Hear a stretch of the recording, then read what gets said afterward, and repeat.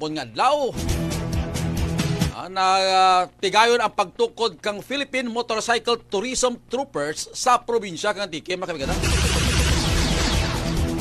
Diyan tigayon kahapon, Domingong adlaw, Pebrero 8. Diyan sa durog ni Isko Resto sa may sulong sa Banwa kang Sibalam, mga kabigatan. Ang diyang lihok ang ginpangunahan ni Carl P.G. Mauder Pajardo kang SBCI. Kaimaw man kang miyembro kang Prime Troopers sa Western Visayas, mga kabigatan. Ang nasambit kakawatan ang gintambungan kang nagkalain-lain ng mga motorcycle clubs kag mga vloggers sa probinsya. Sa kaimpormasyon katong mga tagpanamati, ang Philippine Motorcycle Tourism ang sangka programa kang Tourism Promotions Board sa idalam kang Department of Tourism. Diyan ang ginpondar ng Sir Raymond Gabriel, Sir Raymond Villanueva, Sir Raymond Ermita kag Senator GB Ejercito.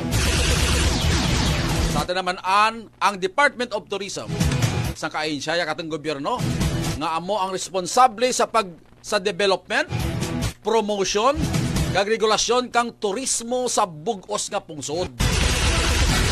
Ang Philippine Motorcycle Tourism ang nagatuyo kag nagaagda sa tanan sa paglibot o pagbisita sa mga manami nga lugar sa bilog nga pungsod gamit naman ang motorsiklo. Agad mapakilala kag mapabaskag ang turismo sa mga lugar paagi sa long ride o kon loops, mga kabigatan.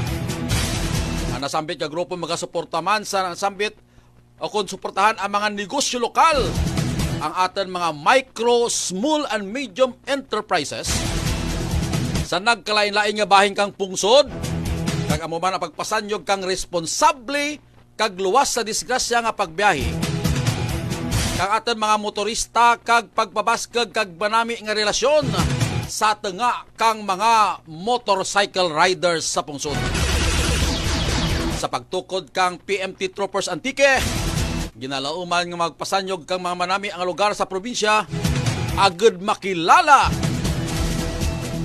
kag mabuksan ang bag-o nga mga oportunidad para sa ikamayad kag para nga buyan kang aton mga pumuluyo. At ikabay pa nga duro pagid doon. Kita nagkapangagda kita sa aton nga mga motorcycle club diyan. Mga solo riders, mga influencers, mga content creators. Kaya ang katuyuan nga kabrigada, tukiban natin ang mga probable tourist spots sa probinsya Antique. Kaya kung naga 4 wheels ka, abi, limitado ang madabot mo. Pero kung naka-motor ka, sangkis nagakabarliskad lang, bangad sa madanlag ng mga dalan, nagahulog sa kalog, kat sa kalingin na kundi sa kadanlag kang dalan kay the more nga duro ikaw ti maagyan nga mga eksperyensya sa rides mo agarami kun sa amigo nagalaway-laway ati amigo sa diin talawan sa sunod kagir na kadasma pero ora lang tegad nga iba abi ang feeling mga kabigada. Kita nagkatawas-tawas magkita sa mga rides charity rides sa mga loop nga dya. Iba ang feeling nga nakasakay mo sa motorsiklo, mabatsyagan mo bla ang karamig ng hangin. Oh. Saka ka agto ka sa mga lugar nga medyo mataas-taas rin. Kag duro ang kahoy, mabatsyagan mo kita na ang kapreska mga kabigada. Kang palibot. Pero kung kasilad mo sa sarakyan mo, di aircon ate, paano pag-apresyar mo karabay? Paano makita mo to ang mga manami, ang mga kapispisan nga nagalupad sa mga ibabaw ka langit? O kung nagahapon sa mga sanga kang kakahuyan, samtang naga-rides ikaw mga kabigada.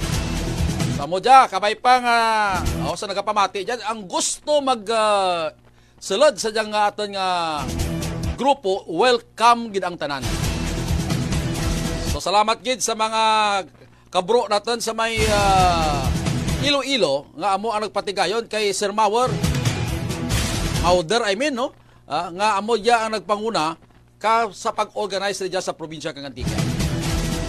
Lat-lat ka mo sa Hiperkadlaw, may mga aktibidades kita nga pagapatigayunon nga sanksyon naman kang Department of Tourism.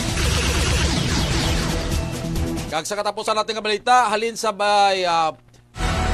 Brigada Joseph M. Calibo, makabigada, ubaw ti